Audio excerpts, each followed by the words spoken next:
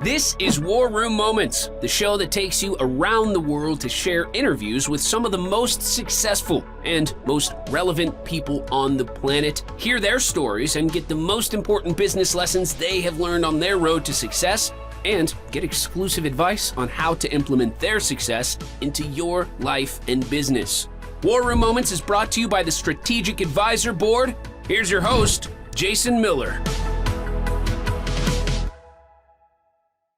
Hey, welcome to today's episode of War Room Moments. My name is Jason Miller, your podcast host, and I have Carlos Mireles on with us today. And Carlos, why don't you tell the audience a little bit about yourself, your company, and your superpowers, my friend? Awesome. Well, thank you so much for having me today here, Jason, in the War Room. I'm Carlos Mireles, and I own a company. I'm the CEO and founder of Blu Bambu. Blu Bambu is a marketing agency in Denver, Colorado, and we specialize in telling people's story with effective marketing. Everybody has a beautiful story to tell. Everybody has a mission on who they help, the problems that they solve. And for us, we help clients tell their story with effective marketing, whether it's video production, website development, lead generation, or marketing campaigns, branding, graphic design, content creation, you name it, we do it. We're a one-stop shop.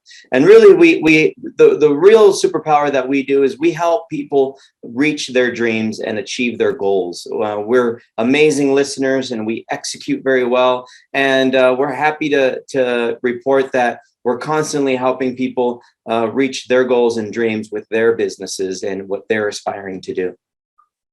Awesome. There's some specialty in that, right? I mean, it's a delicate process when you start talking about marketing and your story and all those things. And so many people are getting that awfully wrong nowadays. Super wrong. With how they approach it, and people just want real, man. That's what they want now. Yeah. Pull Genuinely. up an iPhone and just talk to your audience, right? I mean, yeah. They want to know you're real, they want to, yeah.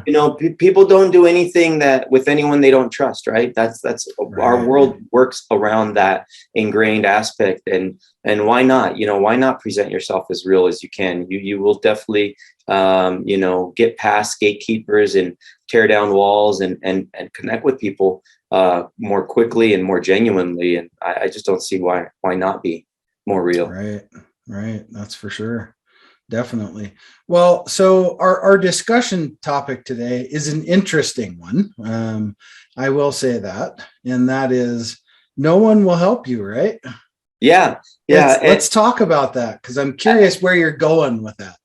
Well, yeah, it's actually based off of one of my mentors told me, no one is going to save you. And what he meant by that is that no one's going to save you. No one's going to save me. No one's going to save anyone who's watching this on the other side of the screen. And what that means is that, what we want to achieve on this planet while we're alive is completely up to us. I know that we live, if you're in the US, you live in a nation where it's probably one of the best nations to live around the world for what we have, for the security and the technology and the services and the business and everything that's set up in this country, right? But at the same time, there is no magic pill. There is no magic solution. There is no magic thing or object that you can buy that will rest assured and confirm and guarantee that you're going to have a great life. And out of all of the successful people, whether they're successful financially, whether they're successful in helping people, successful in developing something or creating something, they're all successful because they did not rely on someone else saving them. And it's really important that I think a lot of people forget and think that, oh, it's just going to happen down the road. Something's going to come along. Someone's going to come and help me. Someone's going to show me the way. And the reality is, if you don't plug in, my friend, you ain't checking out the way you want to check out. And you either, take control, take the reins by the horses by the reins and direct your journey, or you're going to end up being miserable and old and you're just going to perish wishing you had done something with the time that you had here. Oh my God, this is just so true, right? With, a lot of people, it just seems, and I run into it all the time. It's like, how can you save my business? How can you do all these things? Right. Well, at the end of the day, truly the only person that's ever going to save your business is going to be you. Right. Yes. Because it takes you to take action to do something. Right. Mm-hmm. And that goes in life in general. Doesn't matter what it is. A marriage. Mm-hmm. Nobody's going to help you save your marriage. You got to make a conscious effort to do that. Right. So absolutely. It's more than a business topic. It's a life topic. So I always use the term, business plans support life plans. Right. Mm-hmm. So, mm-hmm. They coincide in the same box. Right. Yeah. Yeah. So they do. You have to figure out how to maneuver that. Right. Yeah. And you're right. Nobody's there to save you. You got to save yourself. And if you don't do that, well, the alternative is a pretty crappy thing, right? Yeah. So. It's a terrible turnout, and it really comes down to fundamentally engaging, right? I think it's about, some people call it jumping into action. Some people call it engaging. Some people call it showing up on the field, right? Some people call it participating. And it's just really that, life doesn't get done by itself. Like you were saying, a happy marriage, those people worked hard at that happy marriage. They engaged. They not only got engaged, they were engaged in a constant relationship and building that out. And, I know the people that you work with and your clients, you're constantly engaging. There's no way that you're going to bring them the success if you didn't jump into action and participate. And I think a lot of people, especially business owners, they may come to solution creators, right? And expect them to move mountains, but they're as much part of the solution as the people that they hire. And it's really about showing up and participating, showing up at the field and playing the game, and I don't understand why that's become such an Achilles heel for people to think that someone's going to rescue them, and save them, because I've yet to meet anyone that does that. All right. Well, don't you think that's a little bit of shift in some of that has been amplified in the past couple of years we've enabled a generation, right, with so many things. And I'm not saying it's good or bad, but that's what's happened, right? Mm-hmm. And that's caused this instant gratification model. It's caused a lot of things, right? Mm-hmm. Great resignation, all this stuff. Not trying to get on that topic, but it's caused this almost. We've lost the fight or flight, right? Yeah. And now it's the just flight, or just save. Yeah. How do you save me? Save me, save me, save me. What can you do for me to save me? Right. Yeah. And it's actually a bit worrisome now that you start really thinking about it in the grander scheme of things. But yeah. Well, that's go ahead. I'm sorry. No, I was just going to say, what is it that you're, because like you're in the marketing field, so you got your finger on the pulse with marketing and what people want to see and all these things, right? So how does that directly correlate in the marketing space, right? This whole save me attitude. Well, and that's a really great question. Marketing is a direct action of saving yourself.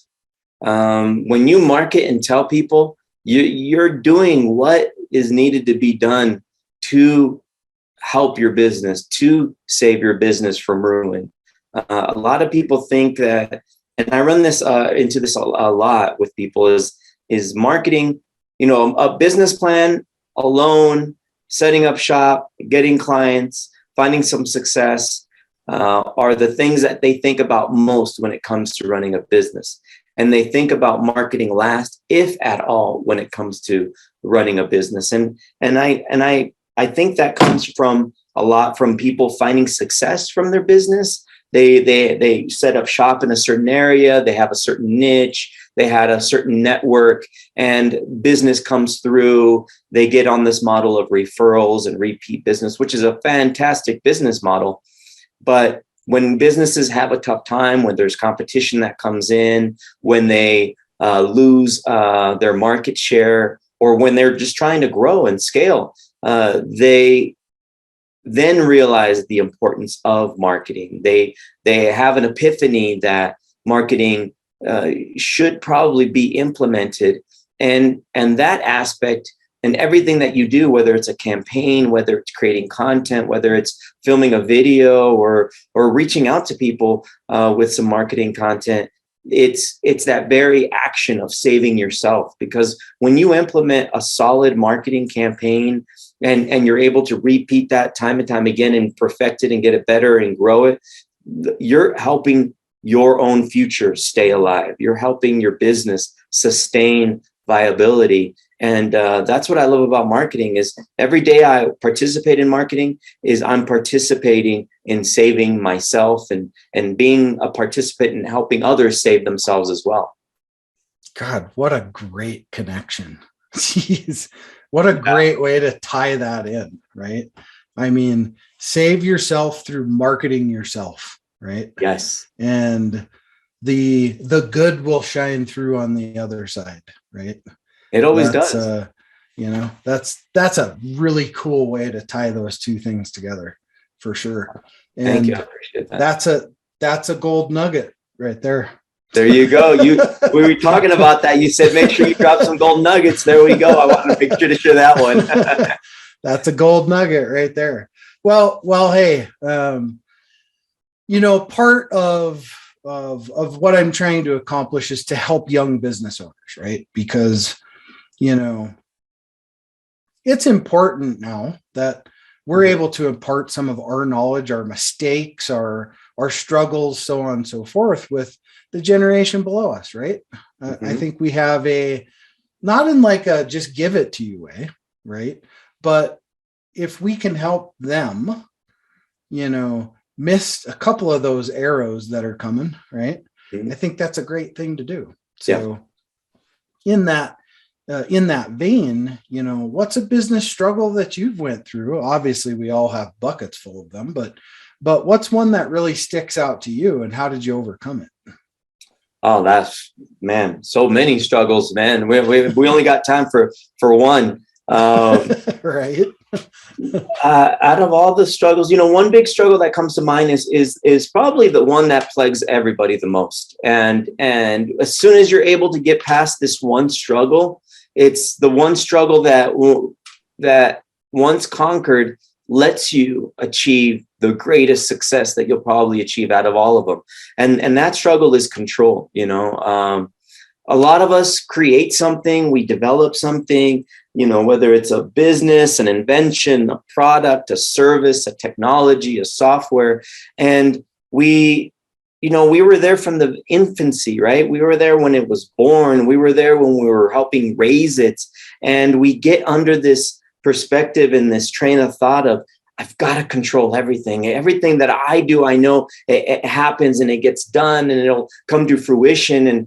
And that's great until you have the proof of concept. That's great until you get to market. That's great until you produce some sales.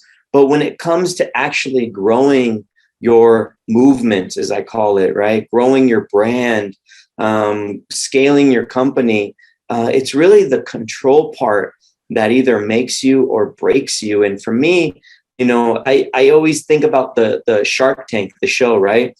And the number one thing that they have that the sharks run into when it comes to trying to help out these business owners and these entrepreneurs is the people will have a hard time giving up control of what they're doing, right? And the ones that never get a deal done are the ones that had so much control over things that the sharks would see them as not viable investments. And for me, that was the hardest part of growing. I've had some bad experiences with people on my team, and you get some new people and you try them out, and some work, some stick around, some don't.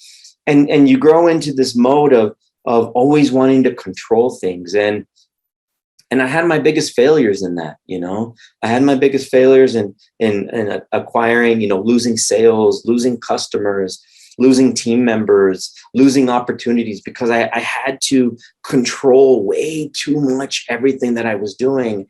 And finally, I had an epiphany, and really it was a nervous breakdown. I passed out. I had a nervous breakdown that made me pass out, and I came to on my living room floor, and it was all because I was trying to control this one situation that I had going on a project. And from that moment on, I realized that I cannot control everything, and I have to be willing to give up control so that I can find more success and reach my goals. And as soon as I did that, people who I was working with blossomed, relationships blossomed, opportunities blossomed. So it was really a difficult challenge in the sense of, getting past that struggle. But once I did, I'm never going back.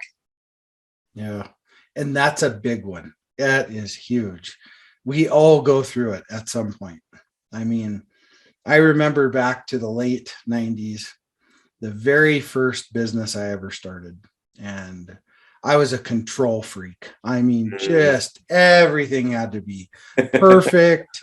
Everything had to be just that military dress way of doing things. Yeah. And the company did really well, but it could have did 10 times better. Yeah. Because I held it back, because if I didn't do it, it wasn't going to get done, period. Mm-hmm. So if there was a list of piled things at the end of the day, well, they just went till tomorrow. And I guess at some point we all realize, my gosh, somebody else can do this. Yes, exactly. Right. And isn't it like, for me personally, I mean, it was invigorating and almost like freedom. It felt like freedom when I just let it go and gave it up, a lot of the things up. And then I just looked back at that and went, what in the hell was I thinking? Right. Yeah. This was so easy to do. And oh my God, other people can do that stuff. Right. And you know what's funny is you think that it's going to be just this external change that you're going to see, but internally, just liberating yourself from that angst, that drive to always wanting to control things. For me, I had a larger sense of creativity, of thinking capacity, of drive, of cooperation. Like letting go of that control moved out all of that energy that was being consumed on that, to move it over to all of the other aspects that I was starving because I was such a control freak. And it's just really finding balance within yourself. I mean, you can only, like in a relationship, if you over control a relationship, whether it's a friendship or a love interest, we know consciously and logically that it's going to fail. It's just funny how when we are tied to something so dear to us, like a business, that we're almost willing to suffocate it instead of, letting it grow by letting go of our control. Yeah. Oh, that's spot on for sure. And live and learn, right? Yeah. Yeah. Gotta be willing to learn, man. Gotta be willing to learn. Fail and learn. Yeah. Fail and learn. And that lesson right there, if a young aspiring CEO right now that's listening to this right now, that's just coming into the business world, starting their business, if you just do that right there, that much right there, you will be 70% ahead of everybody else today that's starting a business. So absolutely. Absolutely. The best thing you can do. Multiple gold nuggets there through that whole thing. And thanks for sharing that. Absolutely. My pleasure. And kind of closing things out here, I always like to ask this question. If you could pick someone that could have been here on the show, dead or alive, that was a mentor, or family member, whatever the case may be, and they could answer that one burning question you've had, who would that be and what question would you ask?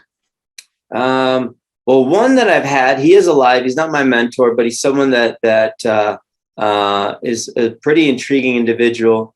I would say, or actually, he's dead. I'm sorry, Steve Jobs. And my question would not be it wouldn't be about how he did this or how he did that. Invented something. It would be more about what allowed him to be so driven to the point that he only focused on Apple or what he was working on at the time. Like, how was he so laser focused to be able to do what he did before he left us? Yeah, that's a great question too. Because you look at that. Look at what was built there. I mean, our whole world runs off of the product that was in that man's head. And it makes you wonder what Alexander Graham Bell would think about an iPhone. Yeah, exactly. And I'm on an iMac right now talking to you. Yeah, So, right. yeah, man, this guy, he's always going to be, his legacy is well cemented into our history for sure. Yeah, awesome, for sure. Well, thank you for all that. And Thank you. How do people get a hold of you to work with you? How do people connect with you? I appreciate that. So you can find me, I'm found on the internet pretty easily. You can go to blubambu.biz. That's BLUBAMBU.biz. You can find me on LinkedIn. Just look for Carlos Mireles, Mireles. You could give me a buzz, 720-936-9270. Or you could email me at carlos@blubambu.biz, BLUBAMBU.biz. Just look for me, look for the blue and white panda, and drop me a message, send me a DM. You can find me on Instagram as well, and on Facebook and Twitter as well underneath under Blu Bambu. But reach out. If you have any questions, feedback, you need any guidance or some tips, I'm more than happy to share. That's really what world we live in now, is all about sharing and collaborating. So hit me up.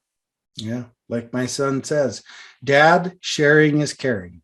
That's right. Sharing is absolutely caring. Awesome. Well, Carlos, thank you for being here. I appreciate you taking the time. I know we're all busy, and you took this time out today to be here, and that is very much appreciated. Thank you. Hey, thank you, Jason. I really appreciate you having me on the show today. Awesome. Well, hey, thank you for watching and or listening to this episode of War Room Moments. And always remember, find what it is in your life that you're looking for. Don't wait for somebody to bail you out, because it probably won't happen. Yeah. Right? Yeah. And always dream it, believe it, and then just go achieve it. Period. It's Jason Miller, your podcast host, signing off. Thanks for listening to War Room Moments with your host, Jason Miller. Please leave your feedback and visit strategicadvisorboard.com to get the latest and greatest business advisement on the planet. Follow us on social media for updates, and we'll see you on the next episode.